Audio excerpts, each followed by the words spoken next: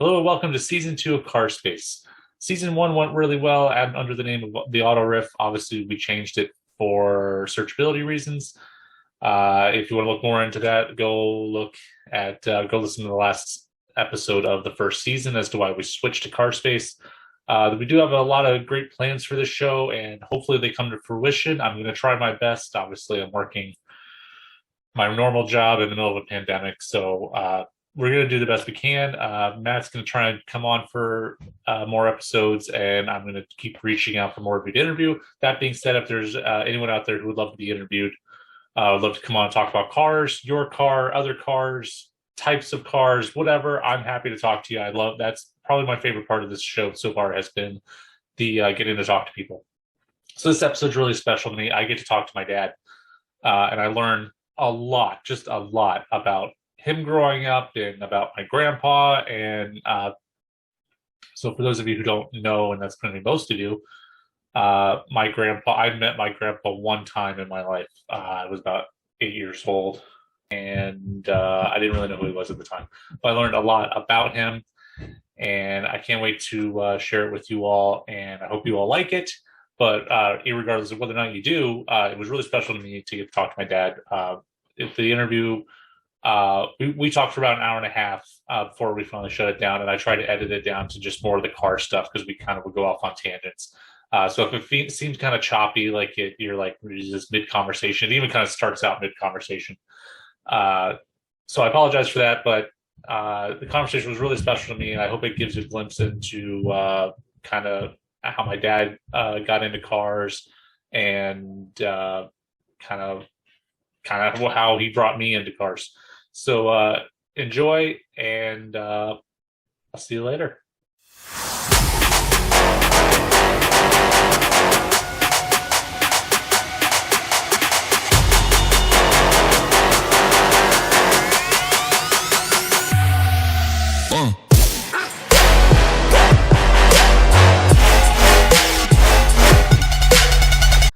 I did the unthinkable, and I took all of my Matchbox and Hot Wheels cars out of their packages, and I built a little shelf, kind of like you did with yours, and then set them all on there. I listened to a podcast not too long ago that they said the average child has 50 Hot Wheels. I probably had a couple hundred of them. I give them to Mark's brother, Rick, his boys. Oh, yeah. Back when I was 14, 15 years old. Next time I went over his house, they were scattered all over his front yard. You're like, no. Mine never left the house. Yeah. Well, I remember I got all of Mom's, and then I remember I kept them in the book, and then when Travis started playing with them, he started taking them out, and then they went everywhere. I like to collect the ones that are like real cars. I don't like to collect the kind of prototype, concept-y looking cars. And it's getting really hard to find like the real ones now. Well, I think Matchbox is more of the real cars. Yeah. Hot Wheels doesn't do a lot. Matchbox does do some, but even them, it's getting harder to find. Went to a flea market here. Mom and I did over in, I can't remember, toward the other side of Tampa. But I figured I'd find one or two Hot Wheels. There's places in there had thousands of them in packages. Wow. We had a friend just bought a new Tesla. I don't think he's had that thing 6 months. He's probably got about 40,000 on there already. Oh, wow. He goes to Texas a couple of times. He finds Texas, enough. He just likes to drive. He just charges it up and drives. Oh, that's cool. He finds enough charging spots along the way to make that trip? Yeah, he says their monitor tells you where they're at. Right. So he just figures his lunch or dinner, and it gives him about an hour to go have lunch and dinner. I always thought, because I know a lot of people complain about the electric cars and stuff, and about the fill up. You can fill up in gas in 30 seconds, whereas it takes you an hour. But I'm like, if I was a restaurant, like a Cracker Barrel, especially along highways, I would be putting charging stations all the time. Here, charge and come in and have lunch. Yeah, you would think all of them would have the same plug, but he says they're not all the same plug. Says Tesla's. Yeah, Tesla has their own, for whatever reason. You think they would just all share a plug, that way they can all share charging stations along the way. I don't know about the other automakers if they all share one, but Chevrolet now has a platform where you can get any car electric. oh yeah, huh? Yes, I guess that's why I take it. It's just I guess a frame with the batteries and all that stuff, and they just set the chassis down on top of it. It's probably before they put the motor and everything in. Yeah. That's the way I understand from the commercial. It's just anything they have, they can make it electric. Right. Oh, that's pretty cool. I'm another 10 years wanting to sell a gas engine. Yeah, most of them are saying, yeah, by 2035 or so, they'll be. I mean, even the thing that kind of made me go, okay, everyone's in on this was Dodge announcing that they're discontinuing the Challenger and the Charger to make electric muscle cars. I was like, well, hell, if Dodge is doing it, everybody's doing it.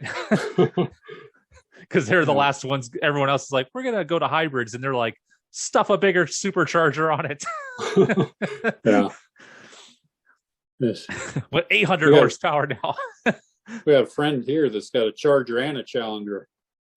They're only like right at 500 or 600 horse. Mom's rode one of them. I haven't rode in either one of them yet. But she says they're unbelievably fast. I can only imagine what the red eyes are like. Oh, I know. I was at a bike shop one day, and a guy had one of those Dodge pickups with a 700 something horse in it. Oh, the TRX, yeah. Yeah. He was an old guy too. He looked like he's about 80 years old.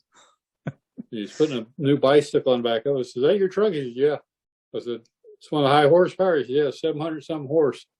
But when he's inside paying for his bicycle, pulled out a wad of money he couldn't hardly put in his hand. I hate people like that. Yeah. Like, you got all that horsepower to carry around that bike? Bike and money. Yeah. I know. I don't know what gas prices are like there, but here, it's $1.30, $1.40 a liter. And to the point now that I'm like, man, my next vehicle is going to be electric. I'm tired of putting gas in this damn truck. I put $40 in it a week, and I live 3 minutes from work. It's diesel's down or I think 335 or something today. Yeah. And gas is 319 or something like that. It's weird that, like, in the States, diesel is more, but in Canada, diesel's the cheaper one. Really? Yeah, it's always like 5 cents cheaper or so than the regular. Gas or diesel's always higher. You got up to at the station, Walmart station across the road. It got up almost $3.50 for diesel for a while, and it's creeping back down. Which, well, you guys still have the how gas is overnight, it could shoot right back up. Exactly. Yeah. They told us, I think it was last weekend or weekend before, whatever it was, that gas was going down 15 cents by the Sunday, but on Saturday I was sitting on E, so hoping. Yeah, I was like, like the needle wasn't rising, and I was like, I'm gonna just go to the gas station. We usually go about a month on a tank full, right? Unless we go down to Travis's. Right. Well, when we go to her parents' house for Christmas, we always take the truck because we get too many presents to stuff in the back of the SUV, and I'm already like, I know to fill the thing up, it's going to be $120 or more. That hurts. Yeah, and that's just to go down, and I got to put another 120 in it to come back. We did the actual math on the calculator. What that Equinox is getting is about 43 and a half on the highway. That's not bad at all. I didn't think so for a SUV. Yeah. I think because Ashley's does high 20s, maybe low 30s if you're nice to it. Yeah, around town it gets about 35, 36. Which, yeah, still that's highway for a lot of small cars. So, yeah, it doesn't bust any speed records, but no. That's why you guys get the Challenger. We're actually thinking about a Canyon or a Colorado diesel. Those are nice trucks. Yeah, they give you a little bit more space in the back. Mom thought they were an S10. I said, no, they're bigger than an S10. Yeah, no, even the Have you seen the new Ford Maverick? It's their new pickup, and it's the smallest one they have, and it's actually at the smallest one they have is probably about the size of the old Ford Ranger. Is smaller than the new Ford Ranger? Yeah, yeah, it's below the new Ford Ranger, but it's actually probably the size of an old S10 or Ford Ranger. I haven't seen that. But they come in they're hybrid, I believe. You can either get them in a hybrid or a regular 4-cylinder, but they only come in 4-cylinder. We was going somewhere the other night and seen a Canyon beside us in traffic.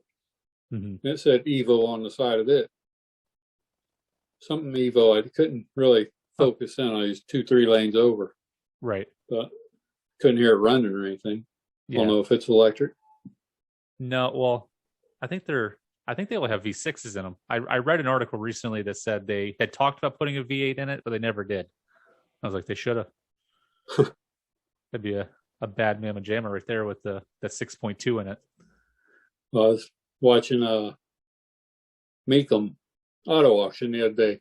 Mm-hmm. They're showing their top 10s of SUVs. Yeah. And they had, I think, 2 or 3 old Blazers like mine went across there. Yeah. And they were over 80, and one of them was 150, I think, 1,000. Oh, wow. Yeah. But it had a LS, the high dollar one had an LS in it and a big transmission and everything. So I was going to ask you about the Blazer, since we're on here. What do you? So I know that you rebuilt the motor for it in your bedroom, right? Yeah. So who did you buy the Blazer from? Because it wouldn't have been that old by the time you got it. I don't know. I can't remember the guy's name. Went up Ponta Gorda, Port Charlotte, and bought it for some guy. Had it on for sale on. Can't remember. I can't even remember how I found the damn thing. But when I bought it, I didn't know nothing about vehicles, other than how to drive them and tear them up. Right. Everybody swore it had a diesel in it. It rattled like it had a diesel in it. Everything. I drove it for probably a year and a half, and I was going to school one day, and it really started rattling. And I pulled the motor out of it, took it apart, and the whole skirt fell off one of the pistons. Oh, wow. It'd still run, but the piston was actually turning sideways in the hole. Wow. But I bought a block, or I had a block that I was going to rebuild for it. It laid out in the front yard for a mom's house for about a year, and they call that seasoned. They say when you let them season, they rust up and everything, and it takes all the stresses out of them. Is that what they said back then? Okay. Yeah. They charge an extra $20 for a season block. Right. So it's interesting because I didn't know. So you didn't know how to work on vehicles at all at that point? I just assumed you had learned from grandpa or something, or he had passed it on to you. I really didn't know that much, just tinkering with them. I could change oil and stuff like that, but I didn't know how to adjust carburetors or put point. Back then we had points in the distributors, no electronic stuff. And I think even when I rebuilt that motor, I put the original distributor back in with the same points, never put the same carburetor on it, never adjusted the carburetor, if I can remember, never adjusted the points, kind of adjusted the timing just by ear, just till it didn't rattle when you got on the gas.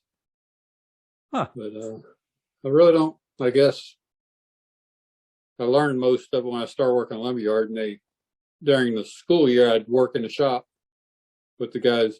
They had 2 mechanics back there then. I'd started helping them, and they quit, and I got kind of took over a shop and learned from there.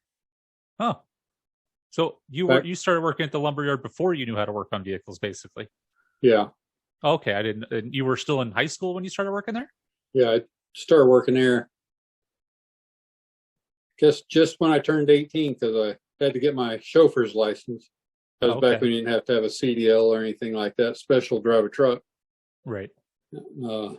Started driving a lumber truck around, delivering lumber.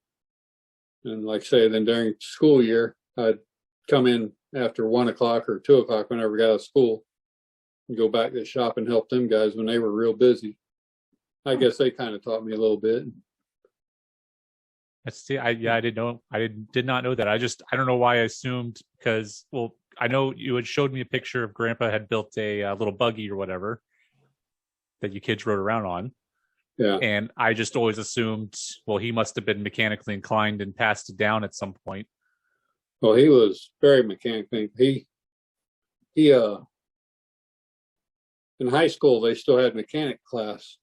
Yeah. And he taught my dad when he started going to class there. He started teaching a teacher how to do stuff. He'd just show up and teacher go in his office and say, "Billy, you teach a class." Oh, wow. I assumed because, well, Uncle Trent obviously knew how to work on, or knows how to work on vehicles, and you did, that there must have been a commonality there that you guys learned from him. But always knew how to work on bicycles and lawnmowers, because when I was growing up, any bicycle I had to build. Any lawnmower I had to mow grass with, I had to. Usually, my neighbors, they'd be throwing one away. I'd go get out of their trash and fix it and mow the grass with it. Remember, it used to piss neighbors off. Oh, the motor's blowed up in it. I'd be out there mowing the yard 2 hours later. So Grandpa used to race. Yeah. Was that before you were born? Like it had stopped by the time you were born, kind of thing, and you just knew of it? Stopped because I was born. Oh, okay. Had 4 kids, and he. I said 4 kids was the moment he said, "Okay, that's enough." Well, that's what I took. He said he had to feed his family, and the guys, some of the race cars he raced didn't belong to him. Okay. They belonged to friends of his, and he would race them. And 1 week he'd get trophy, and 1 week he'd get the paycheck from winning the race. He always said, "Trophies don't put groceries on the table." That's true. Yeah. Do you know what happened to any of those trophies? Are they long gone, I guess, by now? Oh, yeah, long gone. But he used to have rooms full of them. I suppose me and Trenton broke them all. Oh. I remember growing up, there were several of them around his shop. At some point, he realized he wasn't Richard Petty and he wasn't going to make it. And well, Mom always said if he would have stuck with it, he probably could have went to that. He raced at Daytona. Yeah. On the beach. Was that? Do you know if that was in someone else's car or? That I don't know. Huh. And when he was Florida State champion dragster and stock car simultaneously for several years. Used to drag race with Don Garlett. Oh, nice. Do you know what class he was in? I guess back then it was probably just like street stocks or run what you brung. Yeah. Mom gave me a newspaper clipping or something they had in the paper. I was just looking at it when I was over Travis. Wish I could remember what it said, the years and everything, but it was when they raced down in Naples. In fact, I remember going to Naples Speedway and watching him. He had one of the old U-Haul trucks that they haul trailers on when they go store, deliver them. Yeah. He had one of those at one time. He had 2 race cars on the U-Haul truck. It wasn't the U-Haul truck, it was his. And he had one on a tow bar behind it. He'd show up at races with 3 cars. Huh. So, did that ever make you, because I know Uncle Trent ended up racing briefly at Charlotte County Speedway. Did it ever make you want to kind of do that, or you had no interest in doing that? No, I never really had any interest in it. Yeah. I remember back when we was younger and we all had 4-wheelers, we'd go out to the woods. We had an oval track made up in the sand with real big berms on it. And a friend of ours had a Banshee. Mm-hmm. And I'd get pretty competitive. We'd all trade bikes. I was usually telling them to get the hell out of the way because I'm coming around you. I like doing that, but I don't know why. It just never interested me to go out and attempt to win a race. Right. It's whenever I do anything like that, I find myself getting insanely competitive because to me, the fun part is the winning part, not. You get that from your mother. I just never have been that competitive with stuff like that. As I know, when I was younger, I really wanted to race and stuff like that. Do you wish we could have done that? Because I know I talked about I don't know, karting and stuff like that, and we I kind of talked about it, but Oh yeah, wish we'd got you into go-kart racing, because like Ralph Chastain, Chad or Ross. Ross, yeah, he was with Chip Ganassi last year, and this year he's with Trackhouse Racing or whatever. Yeah, And I looked up his net worth and seen this damn. yeah. And Yeah, he had been in it's it. always crazy. I like watching him. I mean, he's not my favorite driver, but like I like watching him because, yeah, like this kid. He's younger than me, but this kid from Alva, Florida, who I mean, his parents were probably fairly well off to sponsor his way up to a certain point. I'm not. Well, I guess you don't sponsor him in the He doesn't whatever they sponsor him call it. anymore, but he had watermelon vehicles for Yeah. the longest time. Yes, they used to have signs all up and down 31 showing their race stuff. Protect your melon, about wearing seatbelts and stuff like that. That was always I because like I always enjoyed baseball, but I could tell when I played baseball that this is not going to be this is not my way through life. Yeah. So like, did you like you said you had a bunch of Hot Wheels? So did you just like really like cars growing up, or did you just like tinkering? Yeah, like you were just into cars kind of thing. Yeah. Well, it's because I guess Dad always had, like, I want a Nash Metropolitan. I guess that's because Dad always had them. Oh, he actually had some. Oh yeah, there's always 2 or 3 of them out behind his shop. Okay. That belong to him. Wow. That's the only thing I can think why I want one, because they're uglier than homemade sin.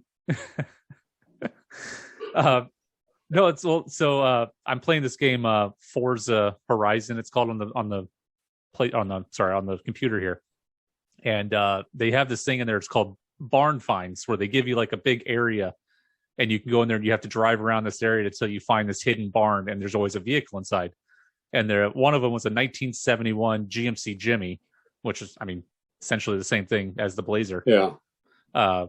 And I drive that thing probably more than anything, just because I know you had the Blazer, so I thought it's kind of cool. And it's kind of like the reason I got the red and black Ram was because your red Ram, and I thought, oh, that's cool. They look alike. Then you sold yours right after I got it, but that's fine.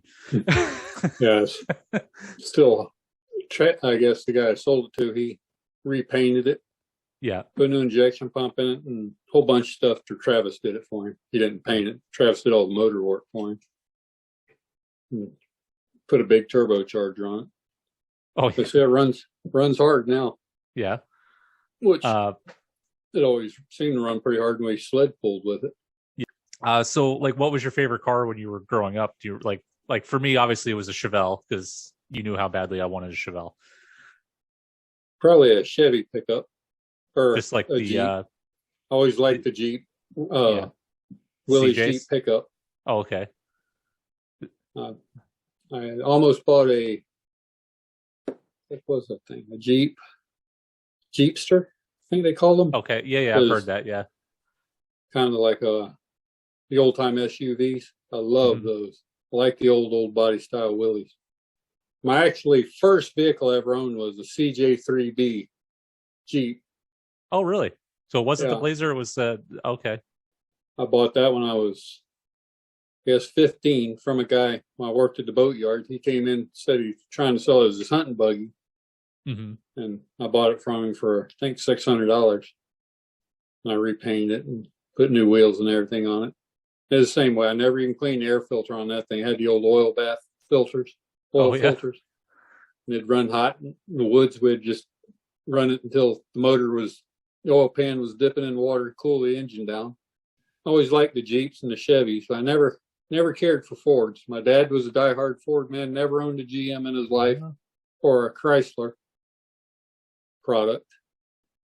Okay, because I know, yes, you've always been big into Chevys and Dodges, and that passed off to me and Travis, where like the thought of getting a Ford is like sacrilege. So you almost went against your dad in that point and just like, no, like everything you don't. But then I ended up owning that Ford Ranger we had to get rid of when Mom had you. Right. And we had I had that F-150, 79 F-150 four-wheel drive step side short bed step side. You had that brown one that flatbed that sat. Yeah, that one too. It had of course, that was a half breed. The only thing Ford on that was the cab. Oh, really? And the so motor. how did that one come about? Because did you? I thought you built that for somebody and then bought it from him. No, Mark bought it for some guy off Palm Beach Boulevard. It was a short bed step side, and he drove it for years and damn near killed himself. Him and three other people rolled it going into Fish Eating Creek. He put a new cab and everything on it, and then got tired of it, and I bought it from him and cut the back of it off and made it into a 1-ton dually. Oh. And put the 429. It only had 302 in it. I think it had a 429 in it. Yeah. 429 out of a 72 Thunderbird that was built on my birthday in 1972, March 24th. Wow. And that thing just sat there. That's all I remember for that thing is it just sat in the side yard. We moved it forward to mow it. I remember driving it one time with y'all in it, and it had no seatbelts in it. Travis got in it. He bear hugged your mom thinking he was going to die. I remember pictures of either me or Travis sitting in it. But yeah, I don't ever remember taking that thing out and driving it anywhere. I just remember we moved it forward and backwards to mow. That was about. And then you sold it. And then the yellow Dodge took its spot. Yellow Dodge, the Mr. Winford bought it as your work Pine truck. Island Lumber, the lumber yard bought it, and they let me use it. I was the only non-owner of the company that had a company vehicle. And when they closed down, they sold it to me dirt cheap. I mean, practically gave it to me. Yeah, it was it's like $800 or something. I thought you said at the time. Yeah, that was a 79, I think. 79 Power Wagon. Which, so I remember you put a new engine in that because I remember there was a ant-filled station wagon or something sitting in the driveway that you pulled the motor from. A Newport, Chrysler Newport. Okay. Had a 360 in it, which you took a 318 out of it. Yeah, and I rebuilt the 360, put higher compression pistons. I don't remember what you called that. Some kind of a crane cam, but that thing was still a pig. I put a 4-barrel intake on it. It the only way you get 14 miles a gallon is put it on a trailer. Yeah. And you'd have to shut it off. Right. No, because I remember. I used to drive the truck around like the fields and stuff across the street until the cops stopped me the one time. But and I drove it when I was 15 or 16. I drove it down the road for the first time with me in it, and I sweated bullets the whole time because of the half turn play in it. Yeah, the red truck was just as bad. That's the only problem with those Dodges. There's something about because my Dakota was the same way. Yeah, the steering shaft U-joints in it or something were so loose, I just never replaced them. Or you replaced the bushings when you sold it. Do what? You replaced the bushings in it when you sold it. Yeah. And that was, it was like, oh my God, it's a whole different truck now. I think the red Dodge, it was pretty bad about that too. Yeah. Was there a vehicle that you used to have that you wish you could have back? Obviously, $150,000. Yeah, it's $150,000 Blazer now. Yeah. Well, Mom had a Blazer, right? It was green and white. The green and white, that was a 77. Yeah, so we didn't have that. I don't feel like we had that real long. We drove it for about a year. I think we traded in on Mom's blue and silver Chevy. Yeah. And the blue and silver Chevy was traded for the Tahoe. Right. And me and Mom was trying to go to that timeline here a while back. What happened to this? I think the Tahoe we traded in on the Duramax. The Duramax, yeah. Because the Tahoe, I remember I remember you guys coming back with it because I found it, I think, in I remember those, we had those auto classified books or whatever you got for free next to the newspapers and stuff. And I always got those because it was probably around the time that I would have been looking at vehicles. And I remember finding that Tahoe, and then you guys went out, and then when you came back with it, And I remember we went out for a first ride, and we went down that road that my old daycare was on, Playmates, and we turned around right in the middle of the road. Was how good the turning radius was on that Tahoe. Tahoe turn around on a dime and give you 9-cent change. Yeah. And it was always crazy. I'm like, what do they possibly have done to the steering geometry in this Tahoe that they aren't doing to the rest of the line? Yeah. I don't know if a Suburban did that. No, I don't think. I don't think the Suburban, because the Suburban's huge. But well, I guess the Suburban's probably another 8 to 10 inches longer than the Tahoe. I love that Tahoe. Yeah, no, I did too. The only thing I didn't like was the barn doors on the back. See, I like those. Well, I didn't like if it's raining and you had to get the crap out of the back. You had no shield. Yeah, that was another thing we should have done when we traded the blue Chevy for the Tahoe. We should have kept the blue Chevy and give it to you. I kind of remember each vehicle you guys have, like, okay, this one's going to go to Clint, then we traded it, and then I was going to get the Tahoe, and then then you guys traded. Well, no, I ended up with the Dakota, I guess. Yeah. Shortly after that, which I remember. What I wasn't quite at driving age yet. Obviously, I didn't have the Dakota yet, but Jerry had it, and you were over working on it in his backyard. And I remember Jerry looking at me and going, "You're going to have this Dakota one day?" And I was like, "No, I don't want this thing. It's too small." I don't know what ended up convincing me I wanted that Dakota though. Like, I don't know if it was just because it was cheap and it was there and cheap I knew the history there. of it. Yeah. I was availability. Just, at 15, I was just tired of looking. I was like, there it is. It's right there sitting in his yard. I remember the first thing I brought it over, and first thing I did was take the running boards off. Yeah, you wanted to get at least across the ditch without rubbing. Yeah. That is probably the one vehicle I would say I would love to have back. Is that one, at least at this point in my life. Yeah, I wish I had my Blazer back and knew what I knew back when I was working on, a mechanic. And right. Do you think cars back then were actually better built, or do you think they were just easier to work on? Easier to work on. Yeah, because like I was thinking, like, because like people always say everything was built way better back when, and I'm kind of like, I don't know, were they just easier to work on to make it work again if something went wrong? That's it.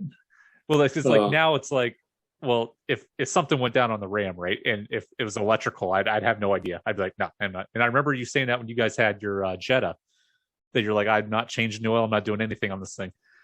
Yeah, we bought that Jetta. That was the first vehicle I ever took to the dealership to get the oil change and everything. Yeah, to get the oil change and service, and it ate me alive for quite a while, knowing somebody else, because I'd take it home, pop the hood, check right. The oil, check the drain plug, because you hear horror stories about dealerships. Yeah. I've seen a thing a while back. You talk about how cars were built in. You think they were built pretty well bulletproof. But I think back then, if you had a car with 150,000 miles on it, you had something. But nowadays, you can get 200,000 out of one if you treat it right. Thank you for listening to this episode of Car Space. I hope you enjoyed it. Be sure to like us on Instagram, Twitter, Facebook. Like and subscribe if you're watching on YouTube. If you're listening on the podcast, make sure to review and to tell your friends about us and help us grow the show. Thanks for listening again, and everyone drive safe.